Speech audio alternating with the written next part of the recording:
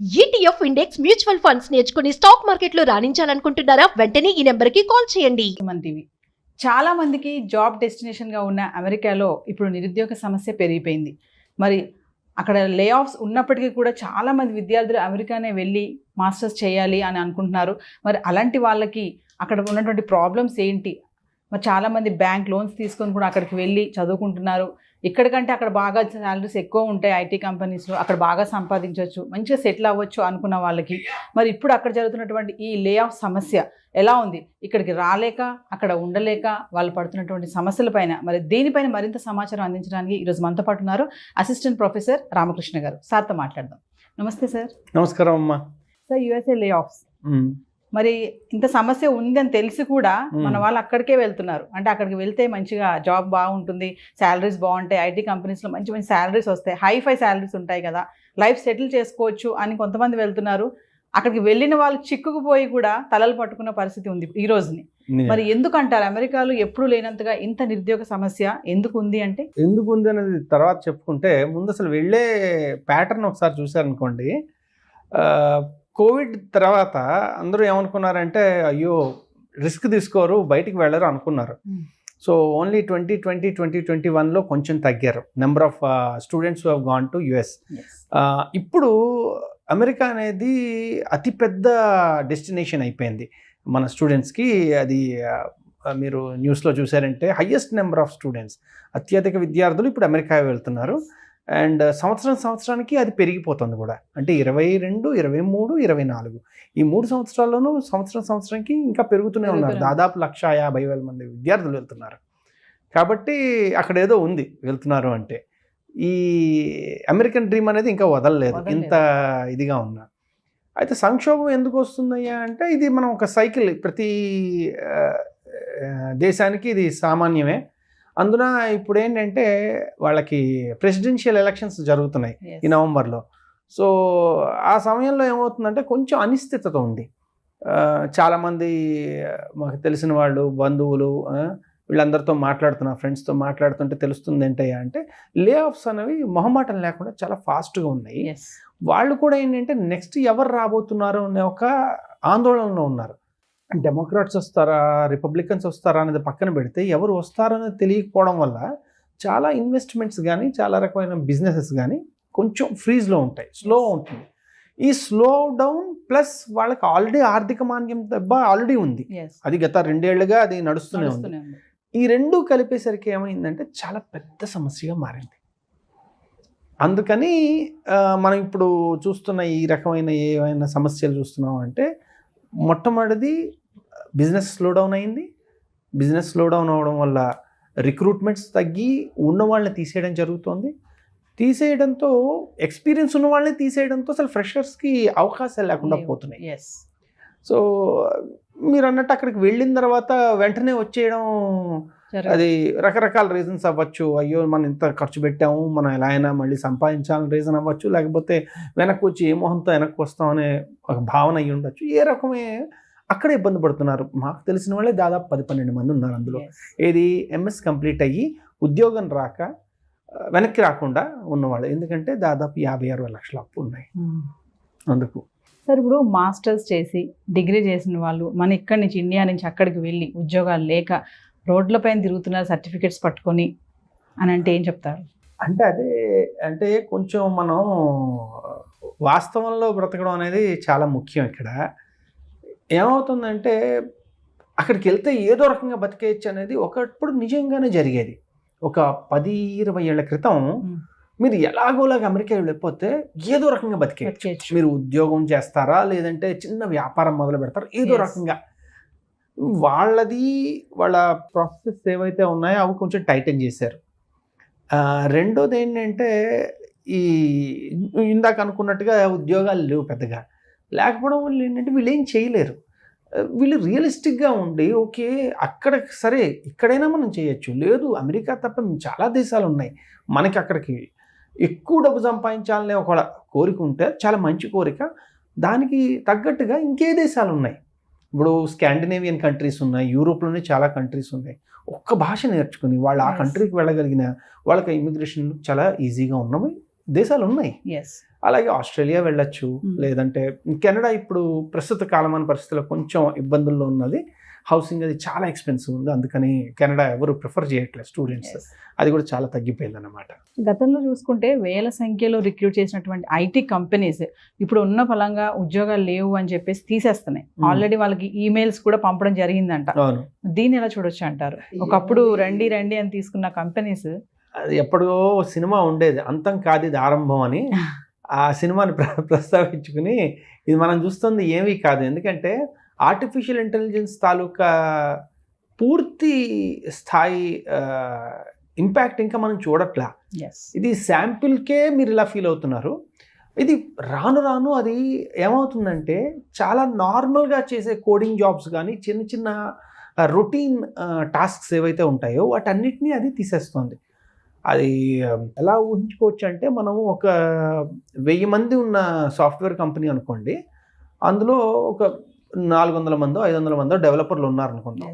So 400-500 మంది డెవలపర్లని మొత్తంగా తీసేయక్కర్లే, కానీ 100 మందిని ఈజీగా మనం తీసేయగలిగినట్టుగా మనకి ఈ కోడ్ ఉంది. సో ఈ సాఫ్ట్వేర్ వీళ్ళు ఆర్టిఫిషియల్ ఇంటెలిజెన్స్ అనేది ఇంప్లిమెంట్ చేయడం మొదలు పెడుతుంటేనే ఇలా ఉంది. ఇప్పుడు రిక్వైర్మెంట్లు ఏమవుతున్నాయంటే హయ్యర్ లెవెల్స్లో చాలా ఎక్కువ ఉంటున్నాయి. చాలా హై లెవెల్ ఆఫ్ స్పెషలైజేషన్ ఉన్న వాళ్ళు బాగానే ఉంటారు, వాళ్ళకి అసలు సమస్య ఉండదు. ఎప్పుడైతే మనం ఇంకా వెళ్ళి ఎంట్రీ లెవెల్లో, ఇప్పుడు మనం ఎవరి గురించి మాట్లాడుకుంటున్నాం, ఇప్పుడే వెళ్ళి అక్కడ ఉందాం అనుకుంటున్నారు, చేద్దాం అనుకుంటున్నారు.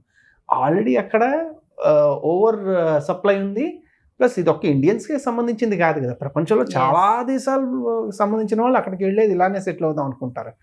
మరి అప్పుడు ఆ ఓవర్ సప్లై ఉంది, ప్లస్ ఆర్టిఫిషియల్ ఇంటెలిజెన్స్ ద్వారా ఉండడం వల్ల చాలా ఉద్యోగాలకి నిజంగానే ఎసరు వచ్చింది. ఈ రెండిటి వల్ల మనం ఇరుక్కుని నలుగుతున్నారు ప్రస్తుతానికి. అది సార్, ఒకటి ఏంటంటే అమెరికా వెళ్ళాలి అంటే కొంతమందికి సఫిషియెంట్గా అమౌంట్ మనీ ఉంటుంది, లేదంటే కొంతమంది అసెట్స్ అమ్ముకొని, లేదంటే బ్యాంక్ లోన్స్ తీసుకొని వెళ్తారు. మరి ఇప్పుడు ఇలాంటి పరిస్థితులు అలా తీసుకుని వెళ్ళిన వాళ్ళు ఇక్కడికి రాలేక, అక్కడ ఉండలేక, ఈఎంఐ కట్టలేక, మరి వాళ్ళు పడుతున్నటువంటి ఇబ్బంది గురించి మాట్లాడుకుంటే మనం ఇప్పుడు జనరల్గా ఎలా ఉంటుందంటే అన్ని సక్సెస్ స్టోరీస్ మాట్లాడుతుంటాం, ఫెయిల్యూర్స్ గురించి మనం పెద్దగా మాట్లాడుకుంటాం. అందువల్ల ఫెయిల్యూర్స్ ఎప్పుడో ఇలాగ మీ ఛానల్స్ లేకపోతే ఇంకేదైనా ఛానల్స్ దాని మీద ఫోకస్ చేస్తే కానీ తెలియదు ఇదిగో ఇలాగా ఫెయిల్యూర్ ఉందని. సో ఇలా చెప్పుకుంటే నేను ఇందాక అన్నాను కదా, నెంబర్ ఆఫ్ స్టూడెంట్స్ పెరుగుతున్నారని. ఇందులో స్టెమ్ అంటే ఏంటి, science and technology and management, వీటికి సంబంధించిన ఇంతకుముందు అడ్మిషన్లు విపరీతంగా ఉండేవి. అవి ఇప్పుడు తగ్గుముఖం పట్టి సోషల్ సైన్సెస్ ఇలాంటి వాటికి ఎక్కువగా మొగ్గు చూపుతున్నారు. అంటే ఏమవుతుందంటే ఈ వెళ్ళే వాళ్ళలో ఆర్థికంగా స్థిరంగా ఉన్నవాళ్ళు వాళ్ళు అక్కడికి వెళ్ళి ఎలానో నేను సైన్స్ చదవలేను, కాకపోతే అమెరికా ఎంఎస్ ఒకటి కావాలి కాబట్టి సరదాకైనా వెళ్తాను చేసి, ఇవైతే ఈజీగా ఇచ్చేస్తారు. వాళ్ళకైతే ఎంట్రన్స్ టెస్ట్లు ఉండవు, ఏముండవు. నువ్వు బ్యాక్గ్రౌండ్లో ఎన్ని మార్కులు వచ్చినా సమస్య లేదు, ఎందుకంటే వాళ్ళకి అడ్మిషన్లు కావాలి. వాళ్ళకి అక్కడ అవి చాలా తగ్గుముఖం పట్టాయి, నాన్ స్టెమ్ కోర్సెస్. సో అందువల్లనే ఏం చేశారు, ఇప్పుడు ఇవి పెరుగుతున్నాయి అన్నమాట. జనాలు అక్కడికి వెళ్ళి వాళ్ళకేం ఉద్యోగాలు అవసరం లే, ఎంఎస్ చేసేసి అమెరికాలో ఎంఎస్ చేసామని చాలు. అలాంటి వాళ్ళు హ్యాపీగా వెళ్ళండి.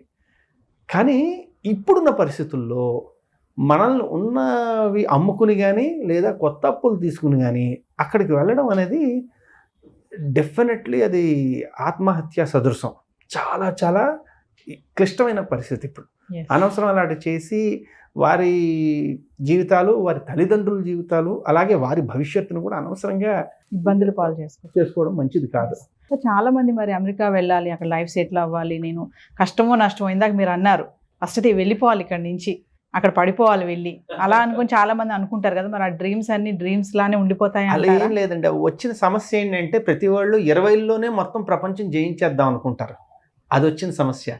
ప్రపంచం మన జీవితం అనేది 20లతో మొదలైందేమో తప్ప 20లతో ఆగిపోదు. ఇలా ఎడ్యుకేషన్ అవగానే అమెరికా వెళ్ళాల్సిన అవసరం లేదు, అమెరికా ఎప్పుడైనా వెళ్ళొచ్చు. నేను 30లో వెళ్ళా అమెరికా పిహెచ్డికి.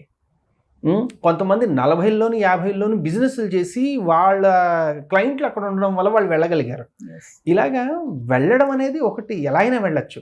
అదేమిటంటే ఇదేదో తప్పించేసుకుని వెళ్ళిపోవాలని ఒక తహతా ఉంది చూడండి, అది సమస్య. వెళ్ళాలనుకుంటారంటే ఎలా అయినా వెళ్తాం, అది రాసి పెట్టుంటే వెళ్తాం, పెద్ద విషయమే కాదు. కానీ దానివల్ల ఏమవుతుందంటే ఎట్టి పరిస్థితుల్లో అయినా వెళ్ళాలి అనుకున్నప్పుడు మనం చేసే పనులు మనకి ఇబ్బందులు తెస్తాయి. Yes. దాని బదులు రాసిపెట్టుందా వస్తుంది, ప్రయత్నించి వద్దనట్లా, కానీ దాని గురించి వెంపర్లాడితే Yes. రకరకాల సమస్యలు కొని తెచ్చుకున్నట్టు ఉంటుంది. సో చాలా మంది సీనియర్ ఎక్స్పీరియన్స్ ఉన్న ఎంప్లాయీస్ని కూడా తీసివేయడం జరుగుతుంది. అలాంటి వాళ్ళు ఏంటంటే ఇప్పుడు గ్యాస్ స్టేషన్స్లోని ఏమంటారు చిన్న చిన్న స్టోర్స్లో కానీ పెట్రోల్ పంప్లో కానీ వర్క్ చేయడం అనేది జరుగుతుంది, చూస్తున్నాం. ఎందుకంటే వాళ్ళకు ఉన్నటువంటి ఆ సమస్యలు ఫినాన్షియల్ అనుకున్నాం కదా మనము, అవి తీర్చడానికి. మరి ఇక్కడ మన ఇండియాలో చిన్న పని చేయమంటే నామోషిగా ఉండే వాళ్ళు అక్కడికి వెళ్ళి అలాంటి పనులు ఇప్పుడు చేస్తున్నారు ఇలాంటి పరిస్థితుల వల్ల. అంటే ఇక్కడ రెండు విషయాలు చూసుకోవాలి. వాళ్ళ పరిస్థితి నిజంగానే చాలా బాధాకరం. అయితే వాళ్ళ ఆలోచన ధోరణి ఏమవుతుందంటే వాళ్ళు ఆల్రెడీ అక్కడికి వెళ్ళి సెటిల్ అయిపోయారు, ఆల్రెడీ చాలా కమిట్మెంట్స్ ఉన్నాయి, సడన్గా అవి వదిలి ఇక్కడ వెనక్కి వచ్చేయలేరు. రెండోది ఏంటంటే సరే ఇది చిన్న స్లంప్ అనుకుందాం, మళ్ళీ ఒక 6 నెలల్లోనూ 8 నెలల్లోనూ మళ్ళీ అన్నీ సెట్ అయిపోయిన తర్వాత మళ్ళీ వెనక్కి వచ్చి వాళ్ళు సెటిల్ అవుదామని అవ్వలేరు కదా. ఆల్రెడీ గ్రీన్ కార్డులు ఉండి ఉంటాయి, లేదా సిటిజన్షిప్లు ఉండి ఉంటాయి, లేకపోతే చాలా దగ్గరగా ఉండి ఉంటారు గ్రీన్ కార్డుకి. అది నిలుపుకోవడం కోసం వాళ్ళు ఎలాగోలా సర్వైవ్ అవ్వాలి మనకి ఆ సమయంలో. అందుకని వాళ్ళు ఇంకా చేయాల్సి వస్తుంది. కొంతమంది దాన్ని ఏమంటారంటే వెనక్కి వస్తే అమ్మో ఇంక నేను బతకలేనేమో అని ఒక మైండ్ సెట్ ప్రాబ్లం అది. ఎందుకంటే వాళ్ళ కమిట్మెంట్స్ ఏం లేకపోయినా కూడా దే ఫీల్ అమ్మా నేను నా పిల్లలు అస్సలు సెటిల్ అవ్వలేరు, అస్సలు అడ్జస్ట్ అవ్వలేరు, అసలు అందులో ఉండలేము అని చెప్పి ఒక రకంగా మానసికంగా సెట్ అయిపోయారు. ఇంకా వాళ్ళు మనం ఎవరు ఏం చేయలేము. ఎక్కడికి వెళ్ళిన తర్వాత అది అంటారు చూడండి, రోడ్లో తలపెట్టిన తర్వాత రోకటి పోటుకు వెరువు తీరకూడదు, పడేది ఏదైతే మరి అనుభవించక తప్పదు అంతే. సార్ రామకృష్ణ గారు, ఓవరాల్గా ఫైనల్గా అంటే చాలా మంది విద్యార్థులు అనుకుంటారు అబ్రాడ్ వెళ్ళి ఎడ్యుకేషన్ చేయాలి, మాస్టర్స్ చేయాలనుకుంటారు కదా, మరి అలాంటి వాళ్ళకి ఇప్పుడు కొత్తగా వెళ్ళాలనుకునే వాళ్ళకి, వెళ్ళిన వాళ్ళకి ఇప్పుడు ఈ చూసినటువంటి నిరుద్యోగ సమస్య, మరి అక్కడ పడుతున్నటువంటి ఇబ్బందుల కోణం కానీ ఇవన్నీ చూసుకుంటే ఏం చెప్తారు ఓవరాల్గా? క్లుప్తంగా చెప్పాలంటేనండి, మొదటిది మీరు ఎందుకు వెళ్దాం అనుకుంటున్నారు అన్నది చాలా క్లియర్గా ఉండాలి. ఒక పర్టికులర్ ఏరియాలో మీకు ఇంట్రెస్ట్ ఉంది, సరే ఆ ఇంట్రెస్ట్ ఉన్న వాళ్ళు ప్రపంచంలో చాలా దేశాల్లో ఉండుండొచ్చు. ఉదాహరణకి నాకు తెలిసిన వాళ్ళలో ఒక అబ్బాయికి ఆటోమేషన్ మీద చాలా ఇంట్రెస్ట్ ఉంది. ఆ కుర్రాడు జపనీస్ నేర్చుకుంటున్నాడు, జపాన్ యూనివర్సిటీస్కి అప్లై చేస్తాడు, జపాన్కి వెళ్తాడు. అక్కడికి వెళ్తున్నాడు అంటే ఒక రకమైన అస్తిత్వం, ఒక రకమైన నాలెడ్జ్ బేస్ ఉంచుకుని వెళ్తున్నాడు, అంతే తప్ప ఎలాగైనా వెళ్ళిపోయాలనే తాత కాదు. అలాగే మీరు వెళ్దాం అనుకున్నారంటే ఎందుకు వెళ్తున్నారు అది మొట్టమొదట. వెళ్ళినందుకు మీకు దానికి తగ్గ ఇవి ఉన్నాయా, క్వాలిఫికేషన్స్ ఉన్నాయా, దానికి క్యాపబిలిటీస్ ఉన్నాయా, స్కిల్స్ ఉన్నాయా, అవి మనకు సరిపోతాయా. ఎవడు పడితే వాడు అనగానే వెళ్ళిపోవాల్సిన అవసరం లేకుండా మనం అక్కడ స్థిరపడగలమా, ఇది ఆలోచిస్తే అమెరికానే కాదు ప్రపంచంలో ఎన్నో దేశాలు ఉన్నాయి, ఎన్నో విషయాలు నేర్చుకునే అవకాశం ఉంది. జర్మనీ ఉంది, ఫ్రాన్స్ ఉంది, ఇలా చాలా దేశాలు ఉన్నాయి. కాబట్టి మొట్టమొదటి తెలుసుకోవాల్సింది నేను ఎందుకు వెళ్తున్నాను, నాకు దానికి తగ్గ కెపబిలిటీస్ ఉన్నాయా లేదా, అవి ముందు ఇక్కడ బిల్డ్ చేసుకుంటే ఏ దేశానికి వెళ్ళినా సమస్య లేదు. ఇక్కడ ఒక విషయం అర్థం కాదు సార్, ఇప్పుడు మీరు చెప్పారు కదా చాలా దేశాలు ఉన్నాయని, అయినా సరే అమెరికా వెళ్ళాలి అనేది ముందు ఉంటుంది. ఫస్ట్ అయితే ఆ లిస్ట్లో ఫస్ట్ నేమ్ అదే ఉంటుంది. అది అమెరికా అంటే ఎడ్యుకేషన్ పరంగా చూసుకుంటే వాళ్ళకి 4000 యూనివర్సిటీస్ ఉన్నాయి. సో అక్కడికి వెళ్ళిపోయి అది అయిన తర్వాత వెంటనే ఓపీటీ వెంటనే జాబ్ అనే ఒక చిన్న పైప్ లైన్ ఏదైతే ఉందో అవన్నీ చాలా సులువుగా కనబడుతున్నాయి. మిగిలిన దేశాలన్నిటికీ వెళ్ళడం అంటే నేను ఇందాక చెప్పాను చూడండి, నేను ఇది అని చెప్పి మన ఒక ఎస్టాబ్లిష్ చేసుకుంటే వాడు పిలుస్తాడు. మనకు అంత వద్దు, చాలా సులువైన మార్గం కావాలి ప్రతిదీను. ఆ సులువైన మార్గం వల్ల ఇలాగ మనం పడుతున్నాం. అక్కడ వాళ్ళకి ఇబ్బంది ఉన్నప్పుడు మరి అంతే కదా. ఇప్పుడు మీ ఇంట్లో మామూలుగా అయితే అందరు గెస్టులు పిలుస్తారు, రండి అని చేస్తారు, అన్నీ సర్వ్ చేస్తున్నారు. ఉదాహరణకి మీ ఇంట్లోనే ఒంట్లో బాగాలేదు, మీరు చేయలేకపోతున్నారు, అప్పుడు గెస్టులు పిలుస్తారా? ఇప్పుడు అమెరికా పరిస్థితి అంతే, వాళ్ళ ఆర్థిక స్థితి బాగాలేదు కాబట్టి వాళ్ళు ఎవరిని ఎంటర్టైన్ చేయలేరు. మనం అలా అర్థం చేసుకుని దాన్ని బట్టి ఇంకో దేశానికి వెళ్ళాలి. Thank you sir. సరేనమ్మా.